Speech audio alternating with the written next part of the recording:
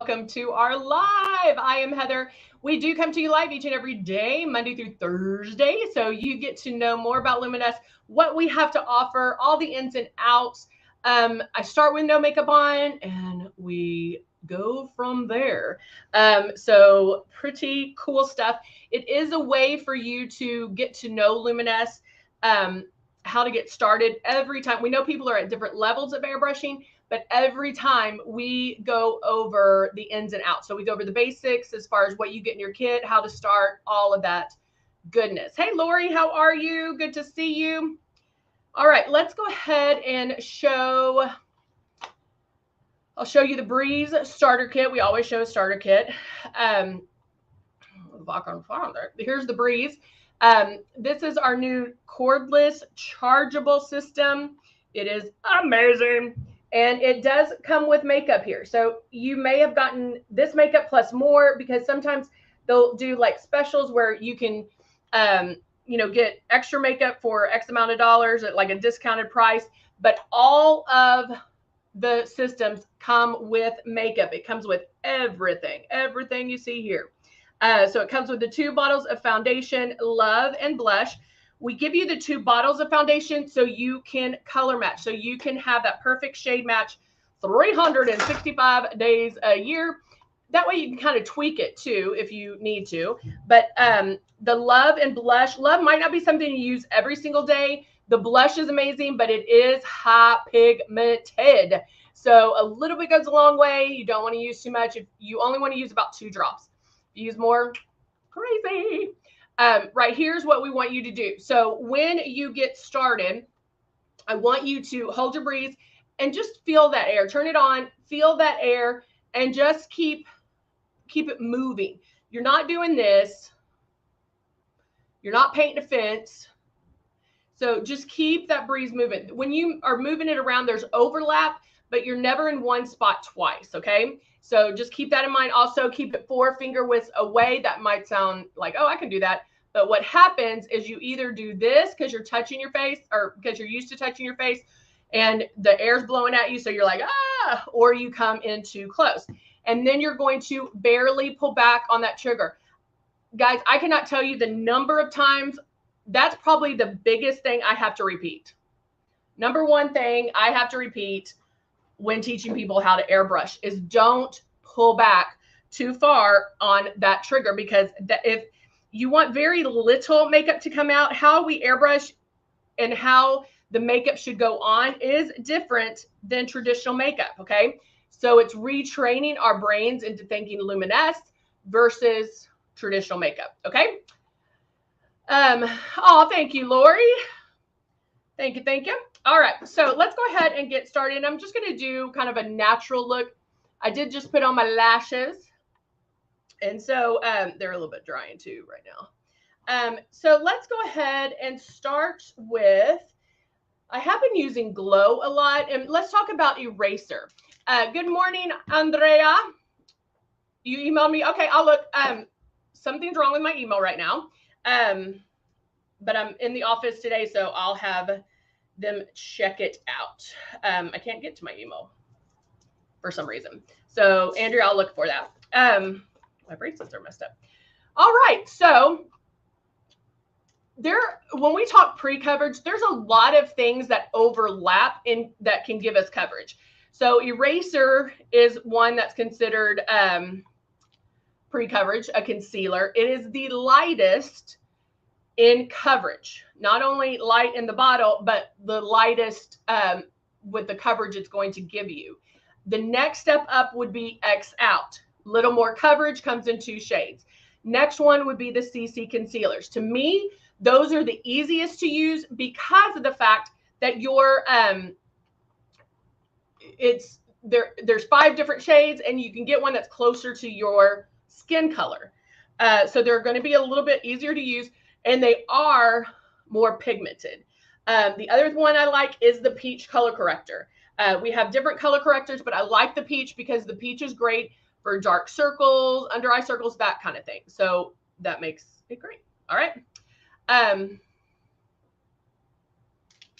Yep, it does.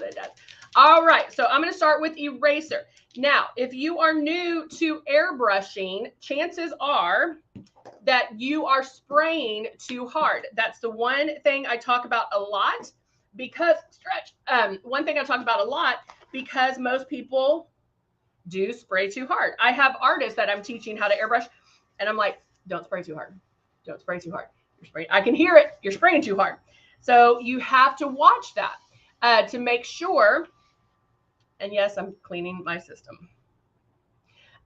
You have to make sure that you're not spraying too hard, right? That you're not going to let too much of the product out when airbrushing. So you want very little makeup.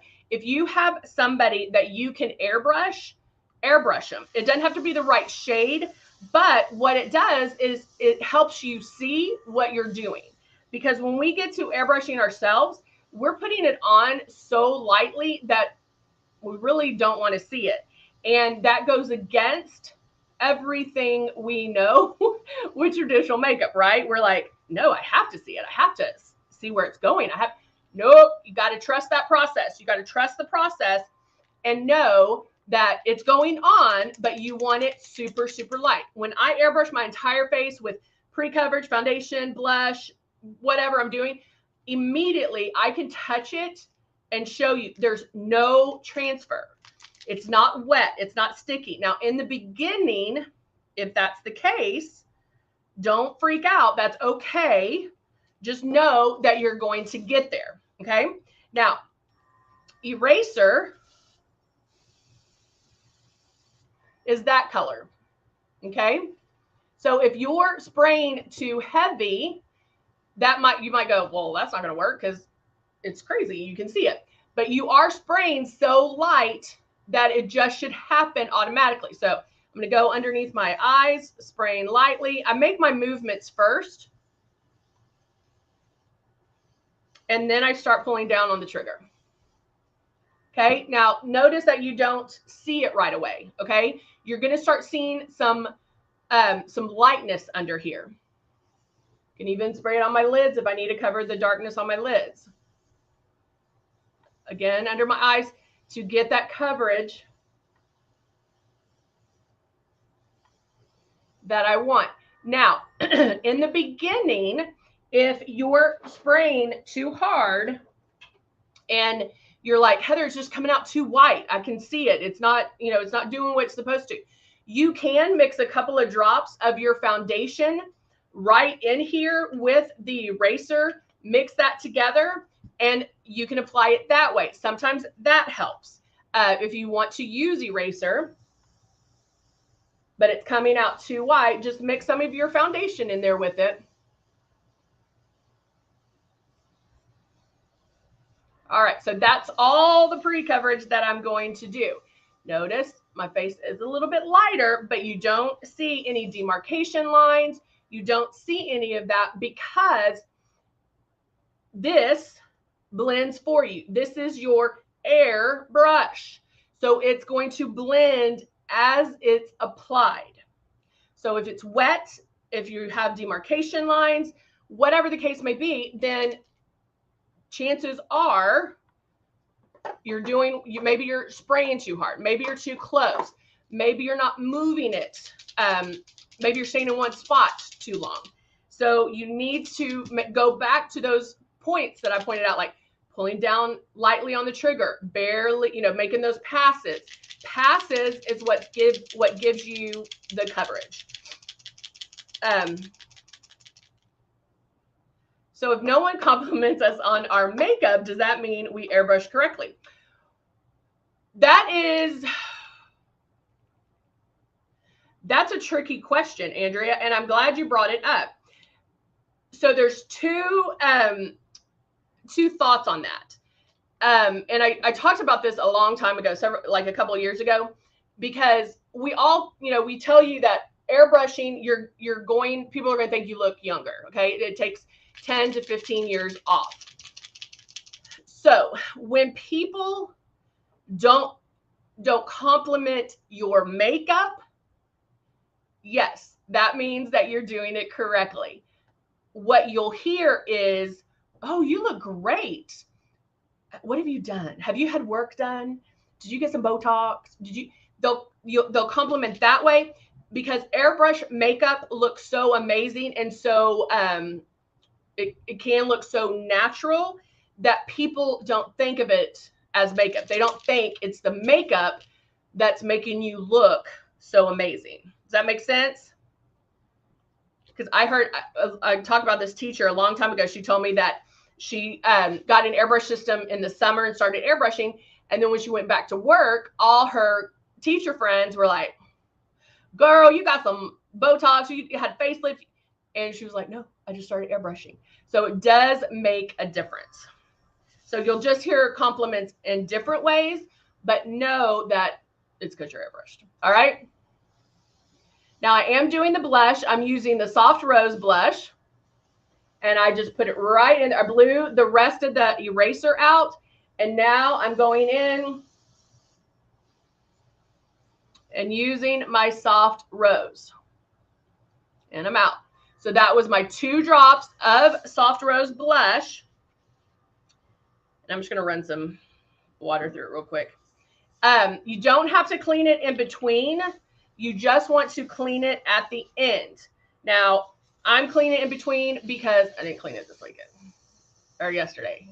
So I'm cleaning mine. And I'm going to have to give it a deep clean when I'm finished. All right. And then now I'm going to use my shade 3 in Silk. Good morning, Veronica. How are you? So you can already see how this blush is kind of blooming on me. It's kind of going, woo, it's kind of coming up. And that's what happens. So if you use more than 2 drops, and that's 2 drops for both sides of your cheek. And I feel like I have hair right here. Always, but yep, I do. There. If you use more than the 2 drops of blush, you're going a little crazy. And that's, I like a softer blush. So I end up doing my blush first, and then I airbrush the foundation on over it. And then that way it's blended. It's a little bit more blended. I am going to do something real quick. I'll see if I have it. I have some of our translucent powder. Thank you, Veronica. Hey, Amber, how are you? And I haven't done this in a while. Let me get it out. I'm taking the sifter off. You can powder before airbrushing, and it's really gives you a polished look. So for those who don't mind that makeup look, this would be good. And the reason I'm doing this today is because, number one, it's hot in here. And I can already tell that I'm going to be sweating today. So, because I have a long sleeve shirt on too. So I'm actually going to powder in my T-zone area. So just lightly putting some translucent powder.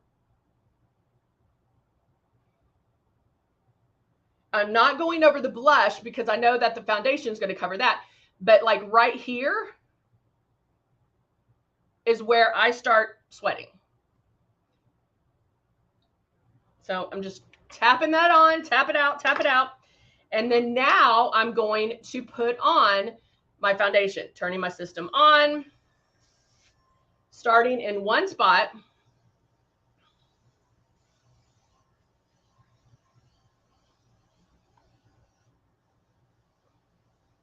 Making my passes.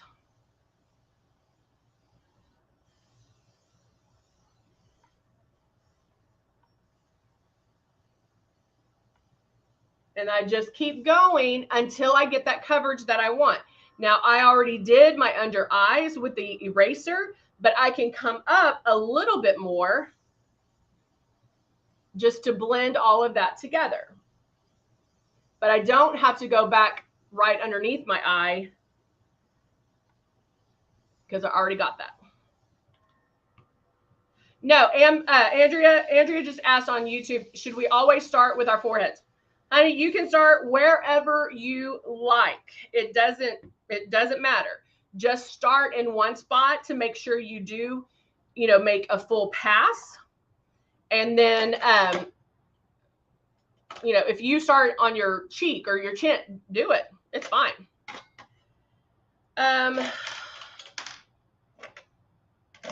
Where? Okay, I'm the only one that comes in here. Why am I missing? Okay, there they are. I'm going to grab, I'm still here. I'm doing the cut 1. And I'm doing contouring, and I'm going to use all of these. Okay. I like multicolor when I contour. I don't like to stick with one. So I'm just going to go a little bit. I'm not going to do too much on my cheeks. I'm just going right underneath the blush, little on my forehead, and more on my chin.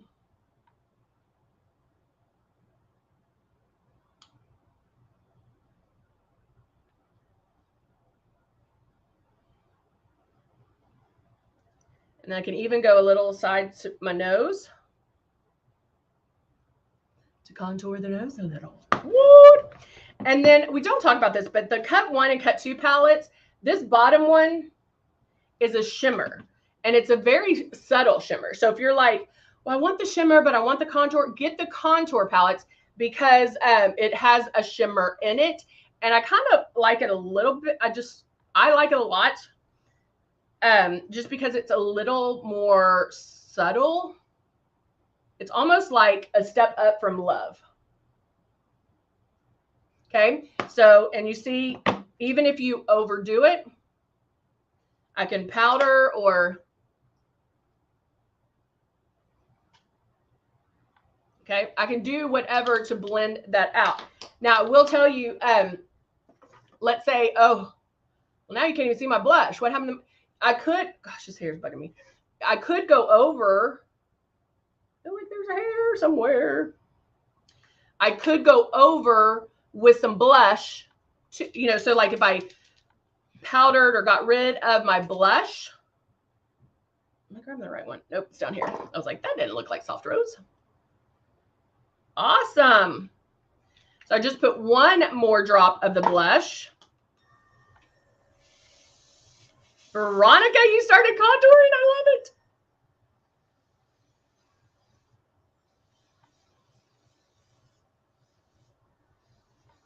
So I'm just bringing the blush out and up a little bit more, just a little bit. If I got, because I felt like I got a little bit too heavy-handed with that shimmer. And so that's a perfect way to do that. All right. Now, again, cut palette. I'm using one of the contour colors, and I'm just going to do my crease.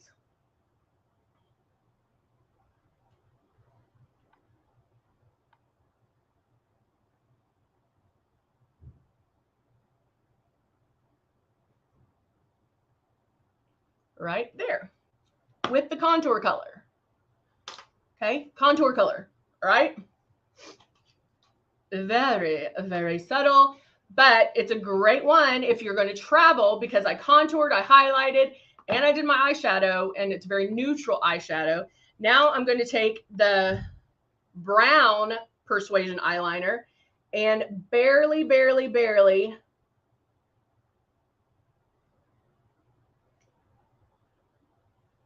right at the lash line, right above where I have my lashes, I'm just going to draw a small line. Look how fuller my lash line looks with that little line. It just is going to look a little fuller.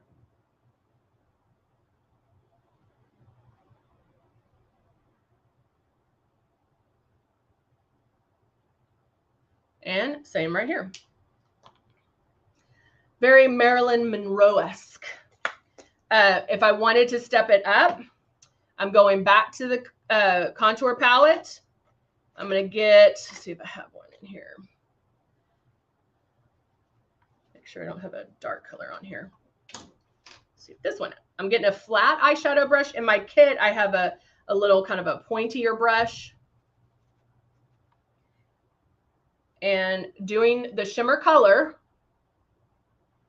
I'm going to do it right here on the inside. You see how that opens it up? Remember, guys, light is going to open, dark closes it in. So it can make it a little smokier. If you want a smoky eye, you're going to use darker colors. I didn't say black. I just said darker colors. So if it's a medium brown and you never wear eyeshadow, that can be your smoky eye. So you can just go from there. All right, now I do have, let's see if I have more. I did put a gloss on today. So my lips are a little bit where there's some movement, I guess. They're not dry. And I'm grabbing, which one is this one? It's the blackberry. It's the purpley one. If you can tell, I have some purple in my shirt. And the fact I have a gloss on, it's going to make this a little lighter, okay? It's not going to be as bold.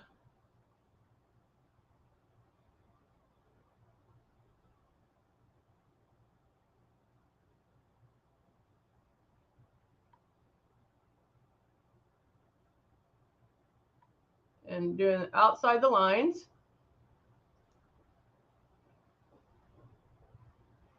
I like to go right on the top. I don't draw like there's not a distance between where my lip is and where the line is. It's on the top part of the line.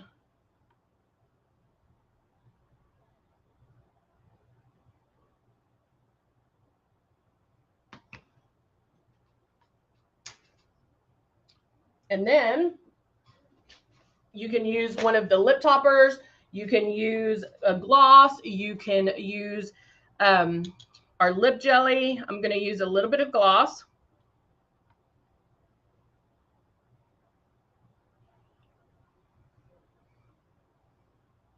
And go right there.